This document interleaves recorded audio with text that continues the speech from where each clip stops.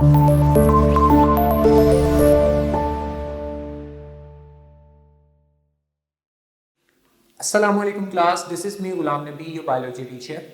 Okay D class, आज जो topic start करने जा रहे हैं चैप्टर नंबर 4 बायोमोलिक्यूल्स, और उसके अंदर से एक बहुत इंपॉर्टेंट आपके लिए आर्टिकल है, टॉपिक है या टर्म है जिसका नाम है डीऑक्सीराइबोन्यूक्लिक एसिड, जिसको आप डीएनए भी बोलते हैं। डियर स्टूडेंट, इससे प्रीवियस लेक्चर के अंदर हम लोग न्यूक्लिक एसिड को स्टडी कर रहे थे। उसके अंदर हम लोगों ने फॉर्मेशन ऑफ फॉस्फोडाइएस्टर बॉन्ड किस तरह से बनती है उस चीज को डिस्कस किया था। तो डियर स्टूडेंट, आज जो टॉपिक स्टार्ट करने जा रहे हैं वो है डीएनए। स्टूडेंट, सबसे पहले साइड बुक्स के अंदर से हिस्ट्री को हम लोग पिक करते हैं कि इसकी हिस्ट्री क्या है बेसिकली।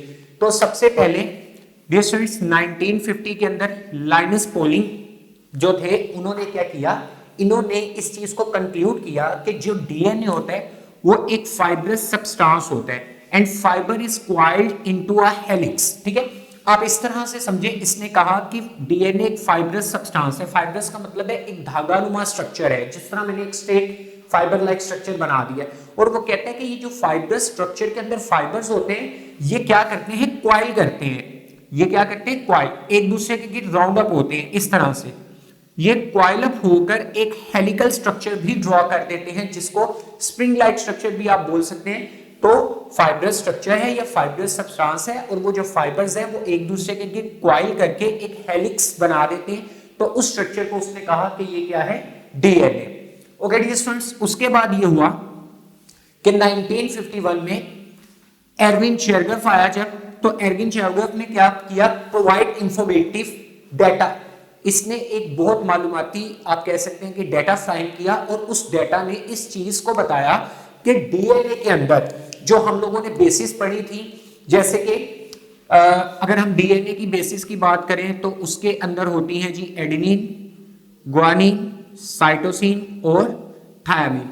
तो डियर स्टूडेंट्स, इसके अंदर उसने ये बात की कि जो बेसिस होती हैं एडेनिन और दूसरी है थायामीन, इसकी रेशो आपस में बिल्कुल इक्वल होती है, यानी कि एडेनिन बिल्कुल इक्वल रेशो में होती है डीएनए में थायामीन के बराबर, और इसके ऑपोजिट जो ग्वानिन होती है वो बिल्कुल होती है इक्वल साइटोसिन के।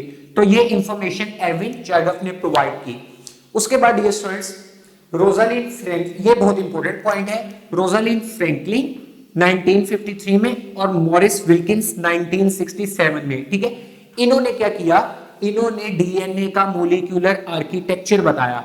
मॉलिक्यूलर का मतलब है कि डीएनए जो एक बड़ा मॉलिक्यूल है वो किस तरह से बना हुआ है, उसका स्ट्रक्चर किस तरह से है। तो मॉलिक्यूलर आर्किटेक्चर या फ्रेमवर्क डीएनए का वो इन दो साइंटिस्ट ने प्रोवाइड किया। उसके बाद आए जी James D Watson and Francis Crick in 1953। इन दोनों ने क्या किया, इन्होंने put forward the model of DNA. ये बहुत इंपॉर्टेंट पॉइंट है।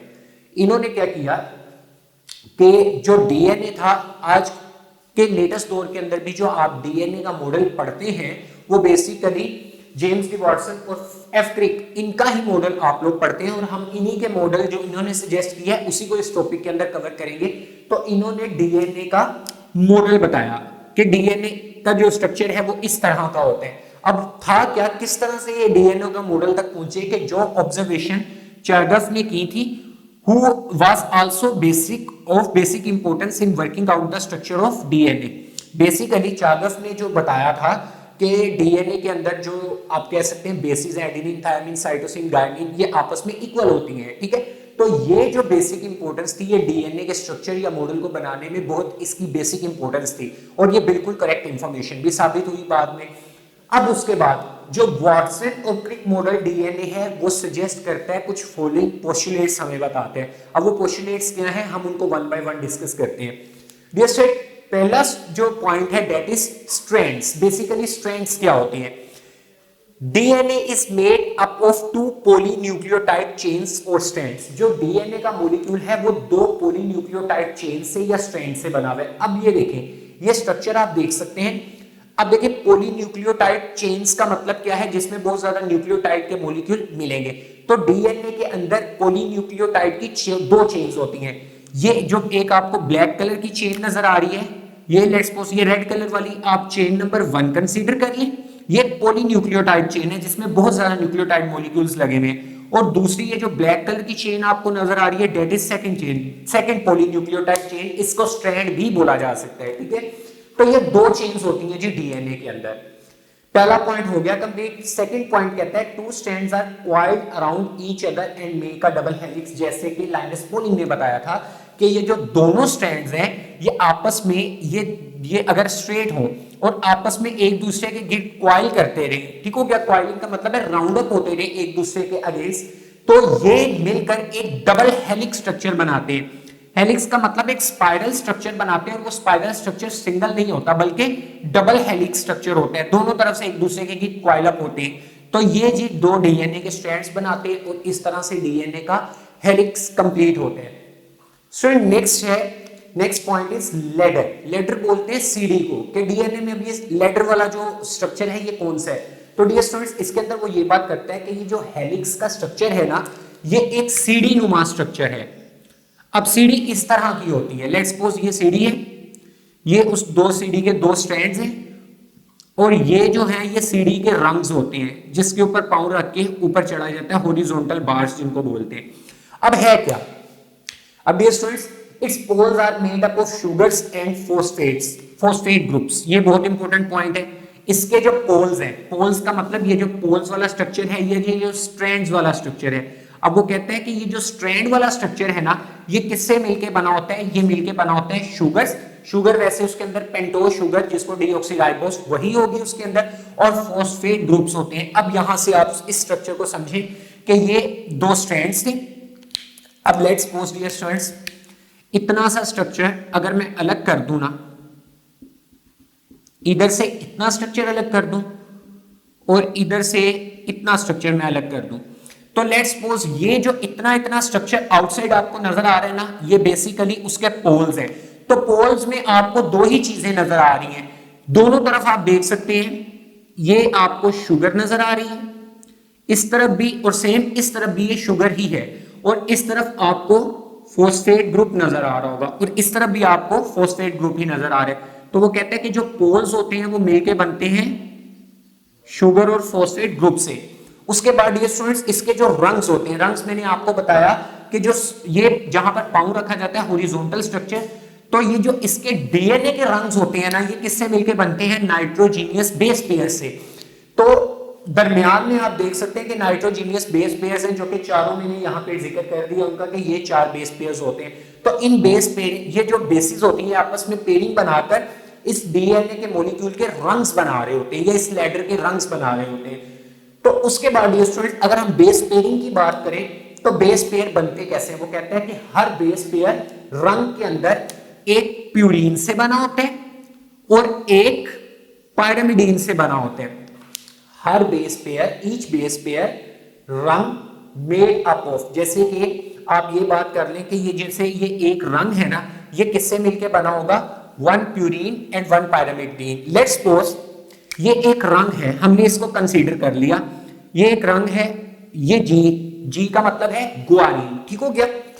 अब साइटोसिन, एडिनिन, फिर उसके बाद आप थायामीन, गुआनिन, साइटोसिन, एडिनिन, इस तरह से ये स्ट्रक्चर बना दिया हम लोगों ने।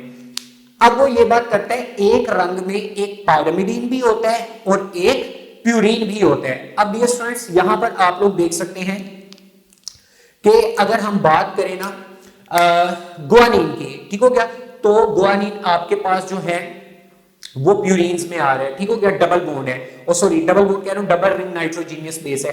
तो अगर ये प्यूरीन है तो इसके ऑपोजिट जो पायरामिडीन होगा वो होता है जी साइटोसिन। वो क्या होता है, साइटोसिन। और डियर स्टूडेंट्स साइटोसिन जो है वो सिंगल रिंग है, वो पायरामिडीन है वो सिंगल रिंग है। अब यहां पर अगर आप देखें तो ये जो गुआनिन, चले बेस पेयर्स मैं आपको बाद में करवाता हूं जिस टाइम हम बेस पेयर अगले पेयर में आ रहे हैं उसके अंदर।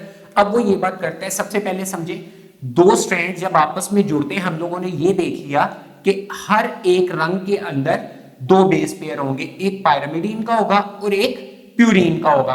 अब वो कहते हैं जो दो स्ट्रैंड्स आपस में जुड़ते हैं by weak hydrogen bonds between their bases. अगर देखें यही ये स्ट्रैंड है, ये स्ट्रैंड है, ये बाहर वाले स्ट्रैंड है। अब ये स्ट्रैंड ने इस स्ट्रैंड से जुड़ना है, तो ऑब्वियस बात है इनको जोड़ेगी, कौन सी चीजें जोड़ी है, नाइट्रोजीनियस बेसिस, ठीक है, नाइट्रोजीनियस बेसिस इन दोनों स्ट्रैंड्स को आपस में जोड़ रही है, क्योंकि रंग्स का काम वो कर रही है, जैसे कि यहां पर रंग का काम ये कर रहे हैं। तो डियर स्टूडेंट्स एक चीज याद रखिएगा, उस रंग के अंदर जो बेसिस हैं उनके दरमियान में जो बॉन्ड होता है उन बेसिस के, उस बॉन्ड को आप हाइड्रोजन बॉन्ड बोलते हैं, जो बेसिस के दरमियान में होता है, और बेसिस बेसिकली इन स्ट्रैंड्स को आपस में जोड़ती हैं। अब होता क्या है कि दो स्ट्रैंड्स, ये हमने बॉन्डिंग की बात कर ली, अगर हम बात करें ना बॉन्डिंग होती किस तरह, जैसे एक स्ट्रैंड में अगर एडेनिन है, ठीक हो गया, तो वो किसके साथ जुड़ेगी, दूसरे स्ट्रैंड के थायमीन के साथ जुड़ेगी, और अगर एक स्ट्रैंड के अंदर ग्वानिन है तो वो दूसरे स्ट्रैंड में, ऑपोजिट स्ट्रैंड में साइटोसिन के साथ जुड़ेगी। तो इस तरह वाइस वर्सा ये प्रोसेस होगा, किस तरह से, जैसे अगर हम इधर ग्वानिन की बात करते हैं, वो इस स्ट्रैंड के, तो वो दूसरे स्ट्रैंड के साइटोसिन के साथ जुड़ेगा, अगर इसी तरह साइटोसिन है तो दूसरे स्ट्रैंड के ग्वानिन के साथ जुड़ेगा, अगर यहाँ पे एडेनिन है तो दूसरे स्ट्रैंड का थायमीन होगा, और अगर यहां पर थायमीन है तो दूसरे स्ट्रैंड का एडेनिन होगा। तो एडेनिन हमेशा पेयरिंग करती है थायमीन के साथ, और ग्वानिन पेयरिंग करती है साइटोसिन के साथ, ये आप लोगों ने याद रखना है। डियर स्टूडेंट अगर बात करें एडेनिन और थायमीन जब आपस में जुड़ते हैं तो इनके दरमियान दो हाइड्रोजन बॉन्ड्स बनते हैं जो कि वीक बॉन्ड है, और यहां पर ग्वानिन और साइटोसिन जुड़ते हैं तो 3 हाइड्रोजन बॉन्ड्स बनते हैं। अब आप इस डायग्राम में देखें, इसी डायग्राम को जब ओपन करके देखा तो यहां पर देखें, लेट्स सपोज ये एक बेस पेयर है, बेस पेयर में ना प्राइम्स भी होते हैं, जैसे कि एक बेस पेयर के जो नंबरिंग है वो प्राइम स्टार्ट होता है 3 to 5, या इधर मैंने लिखा है 5 to 3 स्टार्ट हो रहा है, ठीक हो गया, और दूसरे पेयर में उसके ऑपोजिट स्टार्ट होगा 5 to 3। तो इस तरह बेस पेयरिंग होती है, इसको प्राइम भी बोला जाता है, 5 प्राइम to 3 प्राइम और 3 प्राइम to 5, ये दोनों एक दूसरे के ऑपोजिट होंगे। अब डियर स्टूडेंट्स लेट्स सपोज यहां पर 3 प्राइम से 5 प्राइम जा रहा है, तो इधर 5 प्राइम से 3 प्राइम इसके ऑपोजिट हो जाएगा। आगे हम ये पॉइंट भी डिस्कस करते हैं कि ये एंटी पैरेलल होते हैं। यहां पे हम लोगों ने देख लिया कि ये एक साइटोसिन लगी है, ये स्ट्रैंड नंबर 1 में, जैसे कि वहां पे है। अगर हम देखें तो दूसरी साइड पर इसके क्या चीज लगी है, दूसरे स्ट्रैंड का इधर ग्वानिन प्लेस है, तो ये आपस में जोड़े हैं, तो ग्वानिन और साइटोसिन में 3 हाइड्रोजन बॉन्ड्स बन रहे हैं। इसी तरह अगर इस स्ट्रैंड का एडेनिन है तो दूसरे स्ट्रैंड, ऑपोजिट स्ट्रैंड का थायमीन आके जोड़ा है, तो एडेनिन और थायमीन में 2 हाइड्रोजन बॉन्ड्स बन रहे हैं। तो इसी तरह डियर स्टूडेंट्स दूसरी तरफ आप अगर देखें ना तो आपको ये जो शुगर के मॉलिक्यूल्स हैं ये ऑपोजिट नजर आ रहे हैं। ऑपोजिट का मतलब है क्योंकि स्ट्रैंड जो है वो उल्टा हो गया है, एंटी पैरेलल हो गया, वो यही बात करते हैं कि दोनों स्ट्रैंड सेम डायरेक्शन में नहीं होते, बल्कि अगर ये इस तरफ आ रहा है 5 प्राइम to 3 प्राइम चल रहा है, तो दूसरा 3 प्राइम से 5 प्राइम चलेगा, ऑपोजिट हो जाएगा। तो देखिए ना ये स्ट्रैंड अगर ऑपोजिट है तो ऑपोजिट के अंदर इसके शुगर के मॉलिक्यूल्स भी क्या हो गए हैं, उल्टे हो गए हैं, बट ये एक चीज बिल्कुल सेम रहेगी, और वो ये है कि अगर इधर कार्बन नंबर 1 के साथ बेस लग रही है तो आप यहां पर भी देखिए कि कार्बन नंबर 1 के साथ ही बेस लग रही है, नाइट्रोजीनियस बेस। अगर इधर कार्बन नंबर 6 के साथ फोस्फेट लग रहा है तो इधर भी कार्बन नंबर 6 के साथ ही फोस्फेट लग रहा है, अब बेशक ये उल्टा हो गया है। तो यहां पर साइड पर ये फोस्फोडाइस्टर बॉन्ड्स भी बनते जा रहे हैं जो कार्बन नंबर 1 में 6 के साथ लग रहे हैं, और दूसरे के अंदर एक कार्बन नंबर 5 के साथ लग रहे हैं, और दूसरा कार्बन नंबर जो 3 है उसका हाइड्रोक्सल फ्री होना चाहिए। हमने कल वाले टॉपिक में भी डिस्कस किया था, प्रीवियस लेक्चर में भी इसको देखा था। तो इस तरह से डिफरेंट न्यूक्लियोटाइड्स को जोड़ जोड़ के ये फोस्फोडाइस्टर बॉन्ड भी बनता जा रहा है, और इस तरह पॉलीन्यूक्लियोटाइड स्ट्रैंड भी बन रहा है, और अंदर वाली साइड से स्ट्रैंड्स को आपस में जोड़ने का काम ये बेसिस कर रही है। तो अगर इधर साइटोसिन है तो ऑपोजिट साइड पे देखें दूसरे स्ट्रैंड का ग्वानिन लगा हुआ है। तो डियर स्टूडेंट ये है स्ट्रक्चर डीएनए का। कोशिश करनी है आपने इसको अच्छे से प्रैक्टिस कर लेने ताकि आपको इसका स्ट्रक्चर मजीद क्लियर हो जाए। उसके बाद डियर स्टूडेंट्स दोनों स्ट्रैंड सेम डायरेक्शन में नहीं होते, एक दूसरे के with respect to their phosphodiester linkage but are anti parallel to each other. वो अपने फोस्फोडाइस्टर लिंकेज के हवाले से देखें तो वो सेम डायरेक्शन में नहीं होते बल्कि एक दूसरे के एंटी पैरेलल हैं। जैसे हम लोगों ने यहाँ पे देख लिया कि अगर 3 प्राइम टू 5 प्राइम है तो इधर 5 प्राइम टू 3 प्राइम चाहिए, डायरेक्शन ऑपोजिट हो जाती है, जैसे यहाँ पर शुगर के मॉलिक्यूल्स उल्टे हो चुके हुए हैं। उसके बाद डियर स्टूडेंट्स नेक्स्ट वो ये बात करता है डीएनए के थोड़े से कैरेक्टरिस्टिक्स बताता है कि डीएनए फंडामेंटल पार्ट होता है किसका, क्रोमोसोम्स का, जो कि जेनेटिक मटेरियल भी है, ठीक है। और नेक्स्ट ऑफस्प्रिंग्स के अंदर ये जो है पेरेंट्स से बच्चों के अंदर ये आते भी हैं क्रोमोसोम्स। तो वो कहते हैं कि क्रोमोसोम्स का फंडामेंटल यूनिट जो है वो डीएनए होता है, और क्रोमोसोम्स अगर प्रेजेंट होते हैं न्यूक्लियस में तो डीएनए भी कहां पर प्रेजेंट होते हैं, न्यूक्लियस में। क्रोमोसोम्स जो है उसको बनाकर भी डीएनए ही लिए होते हैं, किसके अंदर, यूकैरियोट्स में, और यूकैरियोट्स में न्यूक्लियस में होते हैं क्योंकि उसके बाहर न्यूक्लियर मेम्ब्रेन मौजूद होती है। अगर सेम हम प्रोकैरियोट्स की बात करें तो न्यूक्लियस वाजिया नहीं होता, तो डीएनए को आप ये नहीं कहेंगे कि ये न्यूक्लियस के अंदर है, ये फिर क्या होता है, क्योंकि न्यूक्लियर मेम्ब्रेन नहीं है तो ये साइटोप्लाज्म में फ्लोट कर रहा होता है, ये सबमर्ज कर रहा होता है। ओके डियर स्टूडेंट्स, वायरसेस की बात करें तो वो कहते हैं वायरसेस के अंदर जो डीएनए होता है वो लोकेटेड होता है एज अ कोर मॉलिक्यूल, बिल्कुल सेंट्रल मॉलिक्यूल, और ये कवर्ड किससे होता है, एक बाहर वाली साइड से, हमने चैप्टर नंबर 2 में भी पढ़ा था बैक्टीरियोफेज में और वायरसेस के स्ट्रक्चर में कि डीएनए बाहर वाली साइड से कोट होता है एक प्रोटीनिशियस स्ट्रक्चर से जिसको बोला जाता है capsid. Okay dear students, next हो गया डीएनए हेरिडिटरी मटेरियल है तमाम ऑर्गेनिजम्स के लिए एक्सेप्ट सम वायरसेस। कुछ वायरसेस में हेरिडिटरी मटेरियल नहीं है, बाकी तमाम ऑर्गेनिजम्स में क्या है, हेरिडिटरी मटेरियल, जो उन ऑर्गेनिजम्स की कैरेक्टरिस्टिक्स को क्या कर रहे हैं, कंट्रोल कर रहे हैं। उसके बाद ये स्टूडेंट्स कहता है कि डीएनए के अंदर, ये इंपॉर्टेंट पॉइंट है, डीएनए के अंदर एक प्रोग्राम होता है, एक स्ट्रक्चर है, एक प्रोग्राम है, एक यूनिट है जो कि तमाम सेलुलर एक्टिविटीज को कंट्रोल कर रहा है। अब वो जो प्रोग्राम है वो किस फॉर्म में होता है, वो जीन्स की फॉर्म में होते हैं। अब किस तरह, अब जीन के स्ट्रक्चर को हम यहां पर देखेंगे। वो कहते हैं कि जीन्स जो है sequence of nucleotides of DNA which codes for the formation of polypeptide. Let's suppose dear students, ये हमारे पास एक क्रोमोसोम का स्ट्रक्चर बना दिया हम लोगों ने। इस क्रोमोसोम के स्ट्रक्चर के अंदर ये अंदर वाली साइड पर क्या होते हैं, डीएनए। अब वो कहते हैं कि जीन बेसिकली क्या है, sequence of nucleotides of DNA. अब कुछ डीएनए का जो सीक्वेंस होता है ना उसके न्यूक्लियोटाइड्स का, जो कि खास किस्म के पॉलीपेप्टाइड्स बनाते हैं। पॉलीपेप्टाइड्स का मतलब है खास किस्म की प्रोटीन्स बनाएंगे, इनको पॉलीपेप्टाइड्स बोल रहे हैं। तो इस क्रोमोसोम के ऊपर जो डीएनए, इसके ऊपर लेट्स सपोज इतना सा हिस्सा उसके न्यूक्लियोटाइड्स का, ठीक है, जो पॉलीपेप्टाइड्स की फॉर्मेशन में इन्वॉल्व हो रहा होगा, तो इतना सा हिस्सा डीएनए के न्यूक्लियोटाइड्स का क्रोमोसोम्स के ऊपर, जो कि क्या करेगा, पॉलीपेप्टाइड्स की फॉर्मेशन में इन्वॉल्व होगा। इतने से हिस्से को आप लोग क्या कहेंगे, जीन।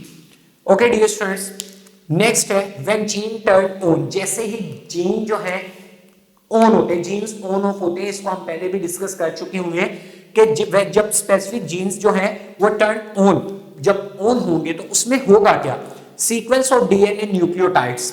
अब ये जो डीएनए न्यूक्लियोटाइड का सीक्वेंस है, इसके अंदर एक प्रोसेस नेक्स्ट लेक्चर में हम डिस्कस करने जा रहे हैं, ट्रांसक्रिप्शन और ट्रांसलेशन। तो इसमें मैं आपको इसकी डिटेल्स समझा देता हूं। तो आप अभी के लिए इतना समझ लें कि जब भी जीन्स टर्न ऑन होते हैं, इन्होंने फंक्शन करवाना है या प्रोटीन्स या पॉलीपेप्टाइड्स बनानी है, तो होता क्या है कि जो डीएनए के न्यूक्लियोटाइड्स होते हैं ना, वो एक खास किस्म का प्रोसेस जिसको ट्रांसक्रिप्शन बोलते हैं, तो वो ट्रांसक्राइब होके सबसे पहले बनाते हैं आरएनए, जो सिंगल स्ट्रैंड होता है, और फिर आरएनए फर्दर एक प्रोसेस करता है जिसको बोलते हैं ट्रांसलेशन। तो आरएनए ट्रांसलेट होकर खास किस्म की प्रोटीन्स या पॉलीपेप्टाइड्स बना देते हैं, जो कि उन जीन्स का काम है। तो इस तरह से, इस वे में डीएनए जो है वो कंट्रोल कर रहा है सेल की तमाम प्रॉपर्टीज और सेल की तमाम एक्टिविटीज। ओके डियर स्टूडेंट्स, इसके साथ ही आपकी बुक का एक ऊपर वाला साइड बॉक्स है, उसमें ये कहते हैं कि कुछ ऑर्गेनिजम्स के अंदर डीएनए की बड़ी स्मॉल अमाउंट पाई जाती है। जैसे कुछ ऑर्गेनिज्म के अंदर जो स्ट्रक्चर होते हैं, जैसे माइटोकॉन्ड्रिया और क्लोरोप्लास्ट यूकैरियोट्स के अंदर है, तो उसमें 2% डीएनए मौजूद होता है। और इसके अलावा एस्चेरिशिया, नीचे वाला साइड बॉक्स है, एस्चेरिशिया कोलाई जो बैक्टीरिया है, उसके अंदर कहते हैं कि एक स्ट्रैंड जो उसके डीएनए का है, उसके अंदर 5 मिलियन मतलब 50 लाख तक बेस पेयर्स मौजूद होते हैं। और इसके अंदर वो नेक्स्ट पॉइंट में ये बात करता है कि अगर उसके एक जीन का स्ट्रक्चर देखा जाए, खास किस्म का हिस्सा उसका देख लिया जाए, तो उसके अंदर क्या होता है कि बहुत ज्यादा several hundreds of base pairs मौजूद होते हैं। तो dear student, that was all from today's lecture, जो कि था हमारे पास डीऑक्सीराइबोन्यूक्लिक एसिड डीएनए, उसके स्ट्रक्चर को, उसके ईच एंड एवरी पॉइंट को हम लोगों ने डिटेल में डिस्कस कर लिया। और उसके बाद डियर स्टूडेंट्स, एक लास्ट में एक छोटा सा पॉइंट हमारे पास मिस हुआ है इस डायग्राम में, वो ये है कि अगर आप इस डीएनए का डायमीटर देखें तो वो होता है जी 2 नैनोमीटर। उसके अलावा इसमें 2 ग्रूव्स बनते हैं, एक होता है ये ग्रुप बोलते हैं, किसी भी चीज जो के अंदर की तरफ डीपन हो रही है उसको ग्रुप बोला जाता है। तो यहां पर एक ग्रुप आपको नजर आ रही है, बड़ा छोटा सा ग्रुप है, जबकि दूसरी तरफ आप इस ग्रुप की बात करें तो ये काफी बड़ा ग्रुप है। तो दो मेजर ग्रुप्स बनते हैं, एक छोटा ग्रुप और एक बड़ा, माइनर एंड मेजर।